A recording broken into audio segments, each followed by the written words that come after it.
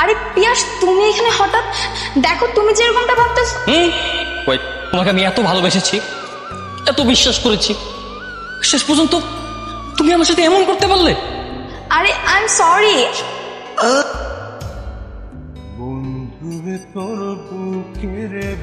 একটা জিনিস চিন্তা কর, একটা মেয়ে ছ্যাঁকা খেয়েছে, সেটা আমার ডায়েরিতে লিখেছে। কত বড় পাগল মেয়েটা। মজা নেই আমার সাথে? মজা নিব না? আমরা মেয়ে মানুষ, আমরা কেন ছ্যাঁকা খাবো? আমরা ছ্যাঁকা দিব। তুই ছেলে মানুষ, তুই ছ্যাঁকা খেয়েছিস, মানা যায়। তোর সাথে না আমার কোনো কিছু শেয়ার করাটাই ভুল হয়েছে। আমি আজকের পর থেকে তোর সাথে আর কোনো কিছু শেয়ার করবো। যা। এই কি ব্যাপার, তুই এত রাত আমাকে বাসার নিচে ডেকেছিস কেন? এই তোর চেহারা দেখার জন্য আমি তোকে ডাকিনি, তোকে ডাকছি অনেক ইম্পর্টেন্ট কথা আছে। আচ্ছা কি বলবি বল, 5 মিনিট সময় দিলাম। বাবা বাসায় আছে, আমাকে যে কোনো মুহূর্তে ডাকতে পারে। হ্যাঁ বুঝছি তো, এবার শোন, সাংঘাতিক ঝামেলা হয়ে গেছে। আরে আমার তো ভার্সিটিতে ভর্তি হয়েছে। তো কি হয়েছে? ভার্সিটিতে ভর্তি হওয়া কি দোষের কিছু?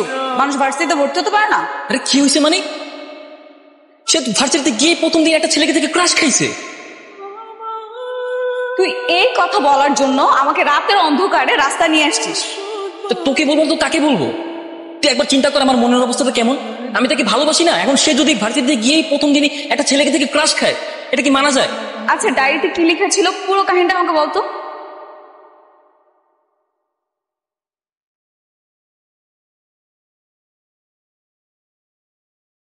Sorry sorry sorry.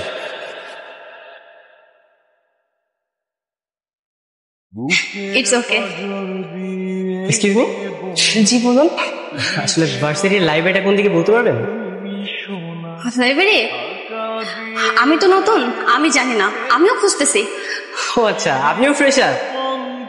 তাহলে তো আমরা ফ্রেন্ড হতে পারি, কি বলেন? হ্যাঁ ফ্রেন্ড। হ্যাঁ শিওর। আচ্ছা চলো তাহলে আমরা দুজন লাইব্রেরিটা খুঁজে বের করি।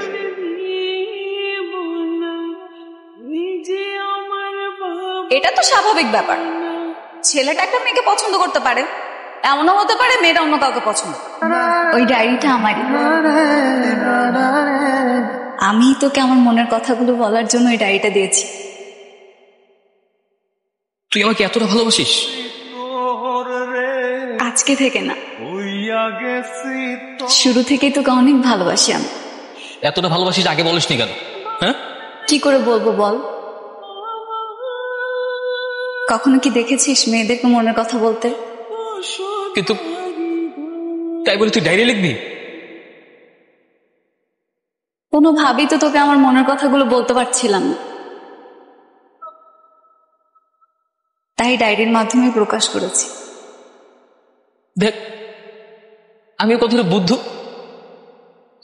ডায়েরি পড়ার সময় একবার তোর কথা মনেই হয়নি, বারবার শুধু অন্য একটা মেয়ের কথা মনে হতো।